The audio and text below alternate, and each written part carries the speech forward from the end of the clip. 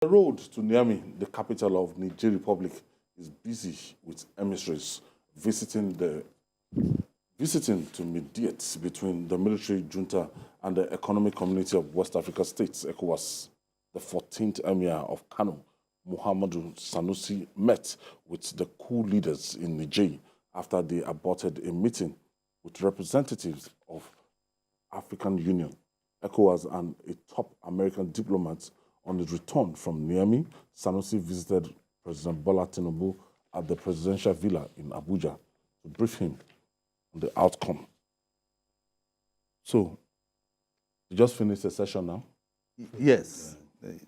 I was trying to get the communique from the session, but the way the President Bola Tinubu was sounding was tilting towards diplomatic solution rather than going to war. I think that is more thoughtful, because at this period where everybody globally, they are going through economic recession, it will be very unwise for us to go to war, because it is not just about sending army, your military to go and begin to, the costs are there. Remove, a particular coupist or set of coupists in a particular country, but the amount that you will spend.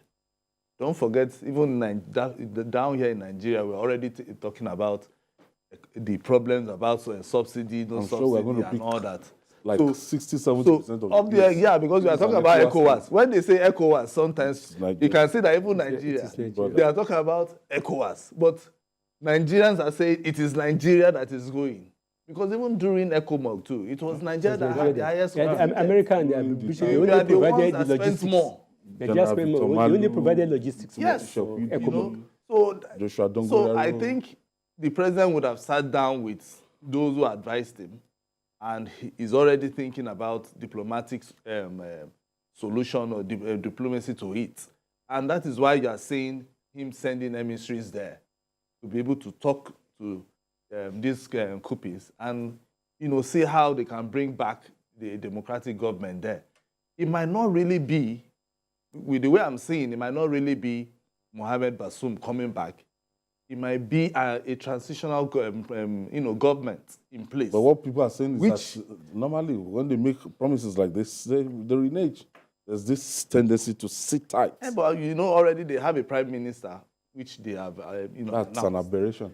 Which is an aberration. But at least, who elected the at least, you can give them a timeline and a deadline attached to it, saying between now and in the next 6 months or 7 months, we need elections to be conducted in Niger and a new democratic government put in place. That alone, that would also make a lot of sense, rather than sending soldiers, and trying to destroy a whole country. Because let me tell you, Ayo, Femi Akonde, who just returned from the border, can tell you categorically that there's no difference between Nigeria and Niger. Because they have intermarried, they are like brothers, they are like sisters. So it's like when once Nigeria begins to attack, the difference between somebody in Badagry, exactly. There's no difference. All this Ilashe, exactly.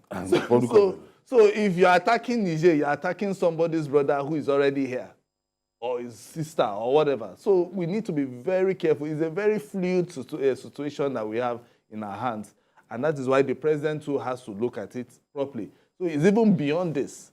Don't forget that even around the Sahel, which already the likes of Burkina Faso, Mali, they've already said, okay, they are going to follow up. Those ones, they know what they want.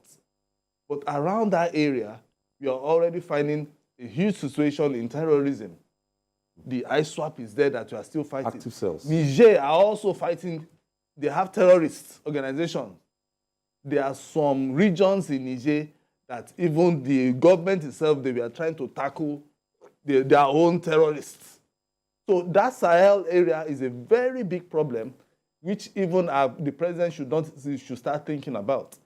And even if you look at Borno, for instance, Borno State and the Niger, which is maybe the, I think, Gambru, I've forgotten the area. But I know the Borno, there's a particular part in Borno and Nigeria. Gamburu, where the Nigerian army sometimes go to Niger to either get stuff for them to eat, just because they want to tackle Boko Haram.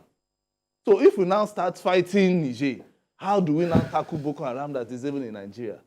So there's a lot of things. So the president would have looked at all these things and said, okay, fine. I think the best situation and solution should be diplomacy, and which I think is better for us, because we can't be spending money on a war that we know that at the end of the day, we might not even gain anything.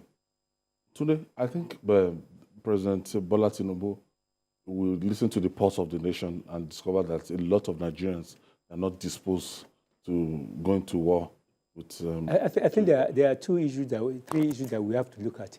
Number one, the policy of assimilation that French adopted in its colony over 6 decades ago is the root cause of this thing. And they are trying to separate themselves or to hijack themselves from the monopoly or the so-called normal flag independence. They want to turn it into economic independence. That is why you see Mali and Burkina Faso trying to join them. So we have to address that one. Vis-a-vis the fact that Russia, they are also looking for a geographical sphere of influence in Africa, in West Africa, where they can be seen to be asserting their friends. They know that the French system has actually collapsed. So we have to look at the international dimension of that. Another dimension is that, like he said, over the last 60 years, if you get to the border between Nigeria and Niger, there's a sort of cultural diversionism that has happened over 6 decades.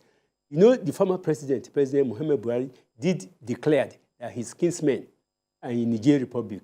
And recently, some youths and members of the National Assembly and even traditional rulers in the northern part of Nigeria did declare that their kinsmen are the ones in Niger Republic. So how do we begin to separate that? Because we have intermingled together. So that is another local politics that President Tinubu has to also take into consideration.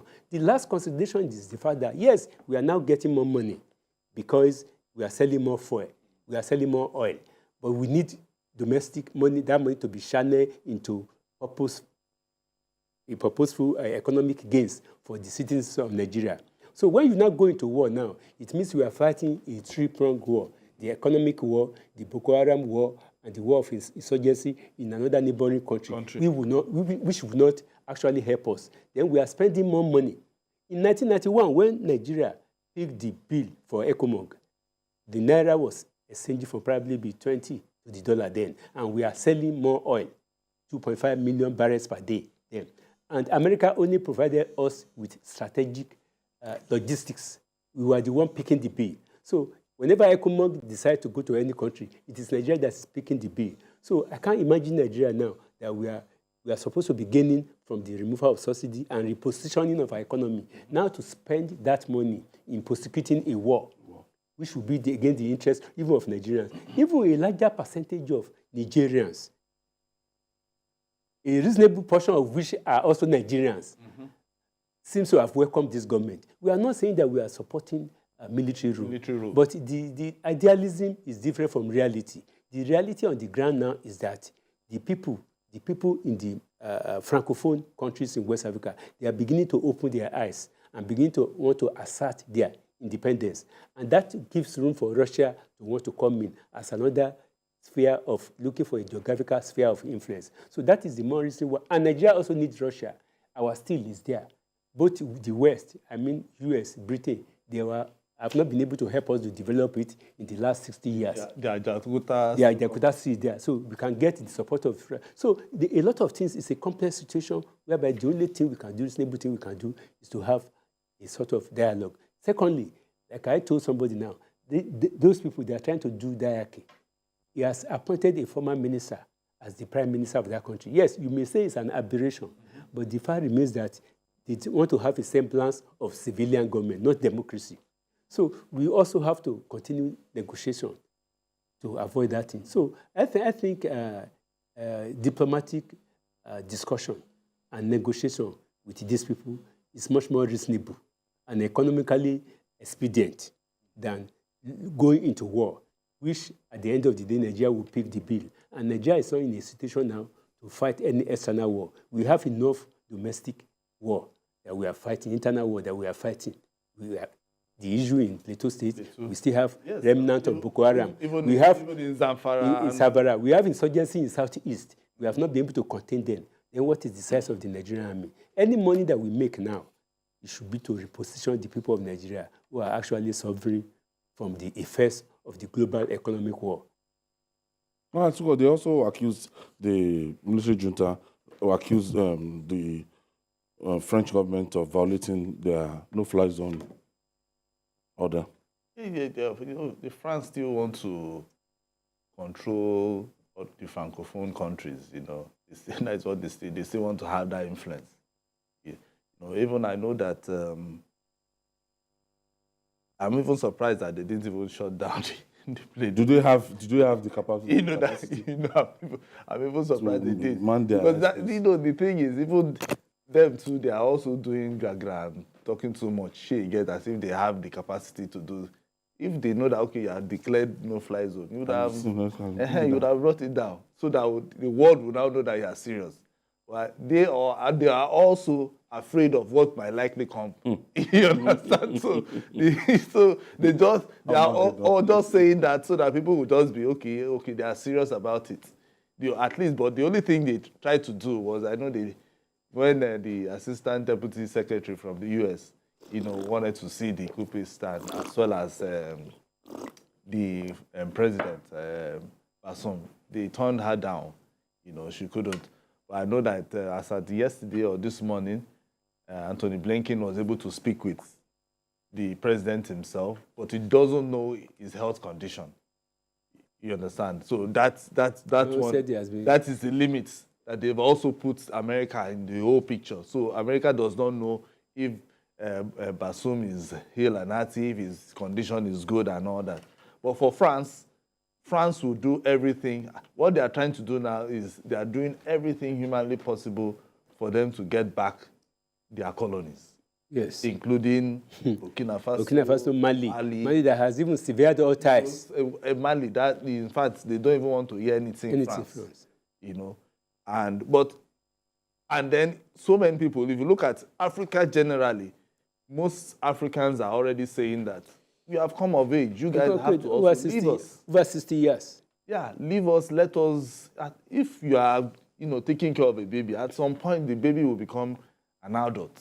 So we have grown for us to become adults. We don't want, you to start babysitting us at the age of 60. Notice, most of these francophone countries, the relationship they have with France, the relationship they have with these countries, West Africa countries, and these countries they colonized, is always very, very close. It can't be described like the one we have. You know why? It's because of assimilation. It's assimilation. The policy of assimilation that they started. The economy is based there. Their strategic reserve is based in France. Even their currency. Everything about their currency in France. is France. So that is assimilation. So that is what. So when the French came to Africa, that is the policy that they brought in. Policy of assimilation. So it's not like the British that was completely different. You understand? So that is the problem that these francophone countries are having, and then it's becoming a problem because they are still speaking French. Yes. They can't just remove French from their system. It's not so easy like that. This is a language they've heard they've been speaking for more than 60 years. Guinea got independence in 1958, Okay. so it's now 65 years. All right.